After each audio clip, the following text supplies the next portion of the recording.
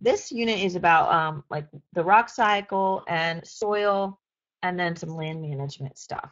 But really there's a lot of soil stuff and then some rock cycle stuff. So the rock cycle is the constant formation and destruction of rock. And I'm going to write on here just because I want to make sure that you know this. Um, this image can be on your test. I don't know if it's on everyone's test, but I have seen it on some folks' test. And there's an image that's in your actually in your content that's a little different from this one. And that's actually, if you get the image, that's the image that's going to be on your test. It's an FRQ and it asks you to kind of like list the different steps. But this one is a little bit more detailed. So it shows you, you know, how sedimentary rock changes into metamorphic, and then metamorphic into magma, and then magma into igneous, and then back again. But there's a chart kind of like this that's on your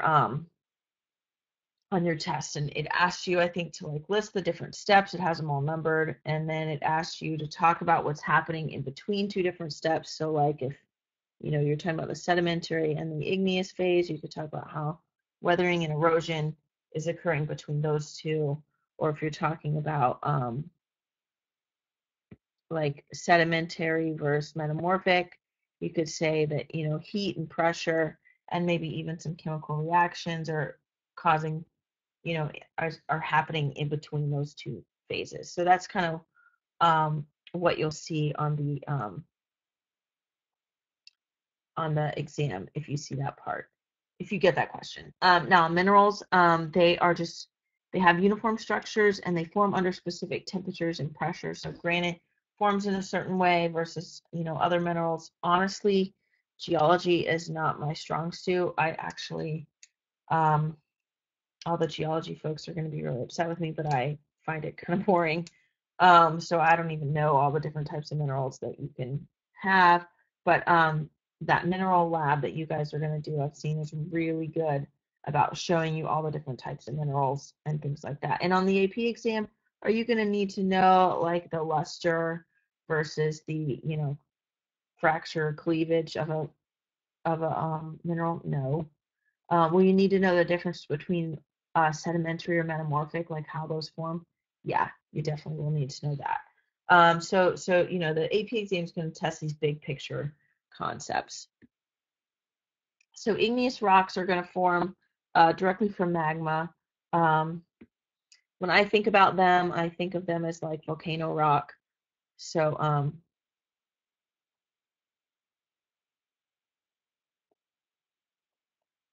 and you'll see like this rock right here.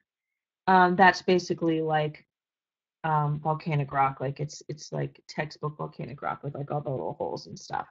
I do know that.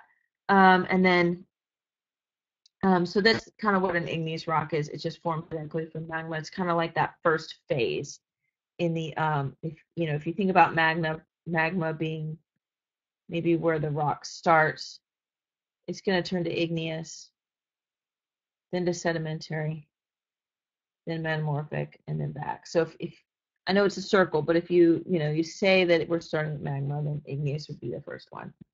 Um, so here are some types of igneous rock formations. You can have them where they form like an extrusive would mean that they're coming out, right? And they're forming on the surface, where an intrusive igneous rock formation in would be underneath. And to get to a rock down here, red's probably not the best color to use since it's already red. You're going to have to dig down to get it. So that's, you know, that's basically what they're getting at. And um, your tests in the unit tests tend to go a little more into detail than an AP exam. And I only have one day a week to talk to y'all, so I kind of like cover the big topics and then expect you guys to kind of fill in the gaps with your textbook and the content in the course. So sedimentary rock is going to be these, they're kind of stripy rocks. That's kind of how I think of them. And they just, you know, they're formed in these different layers. And to me, they're the easiest to pick out because they do have those layers and those stripes like that. And then, oh, and if you look at this picture, like the rocks at the bottom, like these would be older than, the ones at the top because, they were at the bottom. And so they form first and then the next layer and the next layer and the next layer.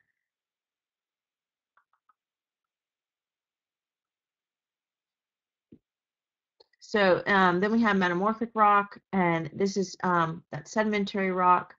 Um, Anything that's subjected to a high temperature is going to turn into metamorphic rock. So this is slate, marble, coal, that kind of thing. And then we can talk about the different types of weathering. And I've seen this on your quiz, and it's on your test as well.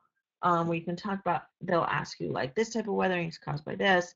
Physical weathering is basically the mechanical breakdown of rocks and minerals. It can be caused by all sorts of different things. So if you look here, we have like frost, right? One second, let me get my pen. So you've got like frost, like water will basically get in this crack, and then when ice, when water freezes, it expands, so it's opening um, that crack a little bit, and then it keeps happening until it breaks the ledge. You can see here these tree roots are kind of breaking up this rock right here, and that's also kind of what's happening here, right? We've got these roots kind of going underneath right here, and breaking up the rock. So anything like this is going to be physical weathering. Okay, it's not caused by any person. Chemical weathering or animal, I guess. Chemical weathering is going to be some sort of chemical reaction is going to cause this. Okay, you could have, you see here we've got lichen that are breaking down boulders. You can have, anything that's dissolving. It looks like there's some acid in one of these pictures. They might be dissolving something, but it's going to be a chemical reaction is causing the chemical weathering. Okay. And then there's a third one that I've seen on your test that isn't mentioned here, and it's biological weathering. And that's anything caused by animals. So if animals are like stomping on things to breaking them, or, there's a type of fish, a parrotfish, that actually eats rocks and then spits it and then like poops it out, and that's what causes like basically like the sand in the Bahamas.